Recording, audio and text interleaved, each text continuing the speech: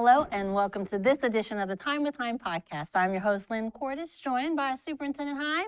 Happy holidays. Yes, it is so glad to be back on our podcast. We've just been busy. November was a wild month. I had a grandson who had his tonsils out, and I did a little babysitting, which was great. It's one way to spend your vacation. And then I was invited to Washington, D.C. to an event that was the last official event for Superintendent of the Year, and it was only the Superintendents of the Year. So it was very interesting to spend 3 days, half a day, the full day, half a day, but with those guys and talk to them about the difference in Oklahoma. It's in Oklahoma and the other states, and it's interesting. We pretty much all have the same issues and the same things we're trying to get done, but it is fun to see what they're trying to do and try to find different things we can do for our students. Well, and it's always fun to get outside and hear from people, but we had a lot of stuff going on prior to the break, and we still have 3 weeks left, which is going to be fast and furious. So yes, and it really is. School's kind of an interesting thing because you kind of go, it seems like the time goes in spurts. And now we're in that time that you're going to look up and it's going to be the middle of January. So some of the things we have to talk about, first and foremost, we talked about it a little bit the last time, a month ago or so on a podcast, weather. We're at that time. I mean, if you watch football this weekend, there were some games played in the snow. Well, we know when it snows here, it causes a lot of issues, shutdowns and such. So, one thing we want to remind our families is we do the best we can. Our ultimate goal is try to make a decision by 6, 7 o'clock the night prior. If we have school and something happens and you do not feel comfortable getting your child out, that's where you use your DVAP or call in and let your child know, the school know you're going to do your work at home virtually that day. We do not like our parents taking advantage of that. We believe as a school district strongly that face-to-face instruction is the best instruction. But in a safety measure, we accept the fact that sometimes parents do not like the fact that we're having school that day. But we try to have school when we can, serve our meals, warm things, and also because a lot of our parents need to go to work. Whether we cancel school or not, they need to go to work. So those are some things about the weather. But it is that time. It's kind of amazing. It's cold outside. I had to get out my gloves and my big heavy coat. You guys, Gerardo makes fun of me. Bayo did for my big coat I wore because it was cold outside. But we do need to pay attention to the weather. We're into the cold weather, the dangers on the roads, and just always remember, we try to put safety first. And if you have not updated your contact information, do that because that's where we send out our notifications to our families. And you spoke about the coat, your heavy coat that you wore. So remind our families what we have available. We have numerous organizations and numerous groups that provide coats or jackets for students. So if you need a coat, get with your school and your counselor. And if that doesn't work, you can always send to info at lawtonps.org, and we'll find you a coat. The foundation I know works with them, and there's other organizations. Each school has their own coat closets and many different ways for your child to get a coat. But if you don't feel like you're getting the answer or you need a coat and it doesn't happen, send us an email, info at lawtonps.org. That's the same email you use if you got questions or comments or just things you want to discuss or hear us talk about on here. That was a good time to throw that in too, huh? Yes, sir. And so 3 weeks sounds like a lot of time, but it's really not. Christmas rolls in. And in these next few weeks, we're also preparing for semester exams and we're preparing for our district celebration. Do you want to share a little bit about this that? Year we're doing a little different, the Teacher of the Year. You hear, again, it's what we hear other people are doing, and we've seen it done in different places. We say, hey, let's try this. In the past, we've done we've announced that the winner of the Teacher of the Year, like at night, 6:30. And it used to be in April. Yeah, in April. And we'd do it we've been doing it at Eisenhower Middle, the new auditorium, the last couple of times, and we'd have 600-700 people there. Well, what we're trying this year is the Friday before the break, which is a teacher work day. The teachers work that day. There will be, the principals will do staff development. You'll do in-building things, maybe even have your own little luncheons or whatever. But then after that, at 1 o'clock, we'll have all of our teachers meet at the auditorium again at Eisenhower Middle School, and we will announce our Teacher of the Year, our Support Person of the Year, our Friends of Education, and some of those things with all of our staff there to celebrate because you know, Teacher of the Year should be celebrated by the entire district, not just a small few. So we're kind of excited to see how that goes, and that'll close the year out. So we're excited about that. And those nominees and the finalists, they've waited, you know, you wait a whole year for that, but now we get to kick off our Christmas break with the great news. Yes, so and then they can start working on their application for State Teacher of the Year. Absolutely. What else do we have going on? Well, just again, to go back, just, you know, because we weren't here last week, well, hopefully everybody had a great break, ate a lot of turkey.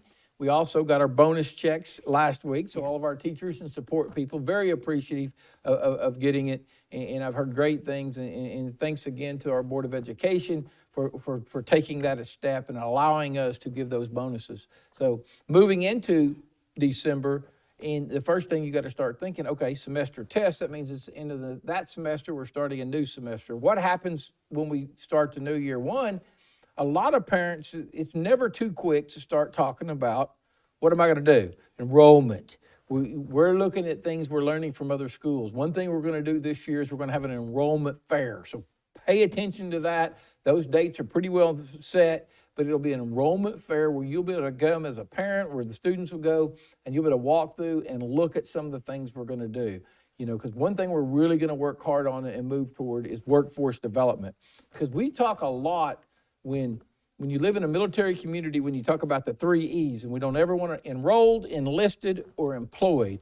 Well, enrolled means enrolled in college or a career tech program. We talk a lot about those. We have a career tech in town that recruits. We have a college that recruits. Obviously, there's other colleges for them. We push students for that. Enlisted, again, very military, a lot of military parents, a lot of kids go to the military. Employed is the discussion we have, but when we really employed, almost should be employed gainfully. We want our students to have jobs that are careers, that aren't jobs that were designed for 17 to 22-year-olds. We want them to have jobs that 20 years from now, they can be making a really good living wage, raising a family, be comfortable, and have the things they want to be successful. So those are some things we're really going to work on, is what can we do with workforce development to prepare our students for that employment and get them better prepared when they walk across the stage, when they choose employed, we have them ready to be employed at Goodyear, or the new place that's coming in, or hospitals, the hospital, the or Home Builders Association. And so we're working with our businesses to try to create a partnership where they're saying, okay, Lawton Public Schools, this is what they need to be able to do when they walk across the stage for us to employ them. Hopefully, we get it where a lot of our seniors become interns at our businesses around when they turn, because a lot of the internships, a lot of our larger employers, they want them to be 18. So when our students turn 18, hopefully we can get them started to work and started on a training program so they're ready. So those are the things we're really working hard on with our enrollment fair and as we plan for our students' future.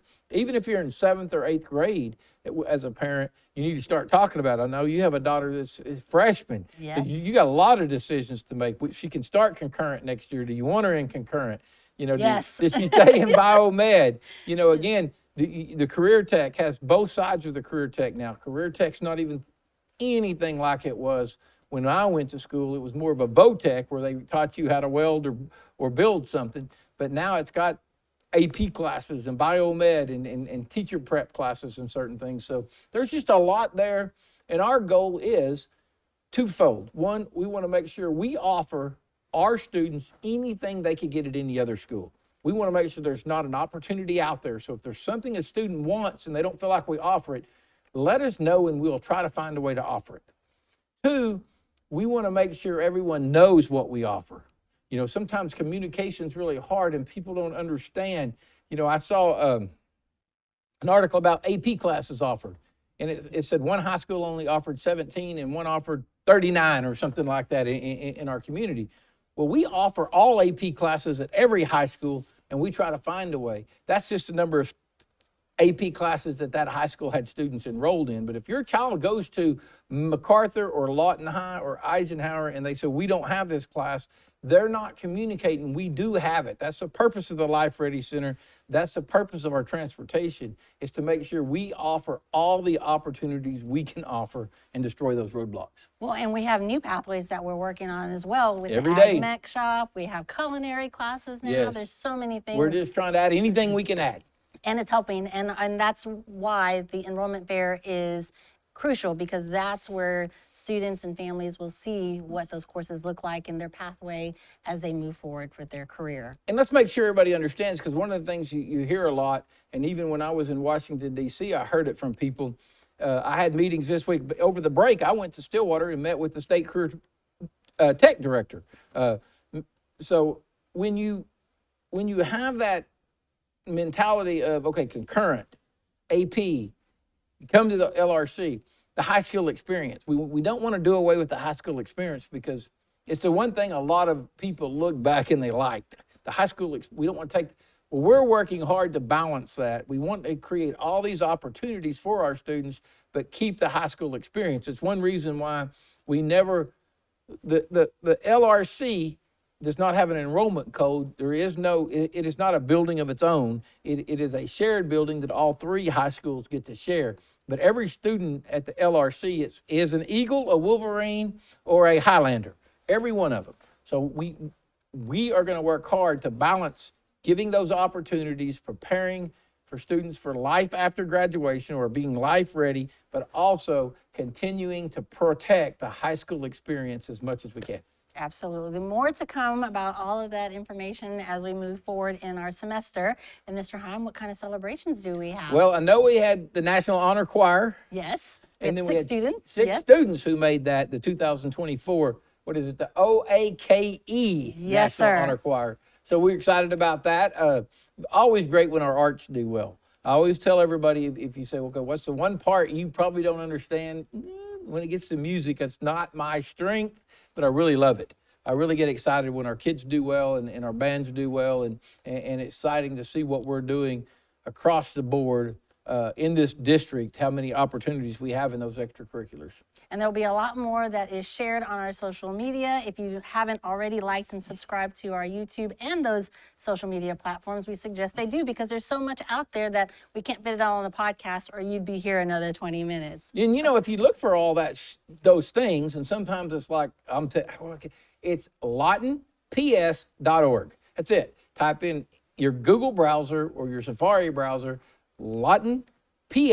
That's all it takes, and it'll take you to our webpage. And when you get to the district webpage, you can find site web pages. You can find all these things you need to find and get a lot of information about Lawton Public Schools. And if you can't find it, again, call us or email info@lawtonps.org. And that we'll find a way to make it simple, because one thing you always want is everything to be user-friendly. Yes. Obviously, everything can't be one click, because then you load the page. But we want to keep it as few clicks as we can and everything easy to find. Absolutely. Mr. Hime, thank you so much. We're Thank back. We're back for another 3 weeks and got a lot of great information to come. So until next week, right? Yes. We'll be back. You guys be well, stay safe, make positive impacts, and we'll see you soon.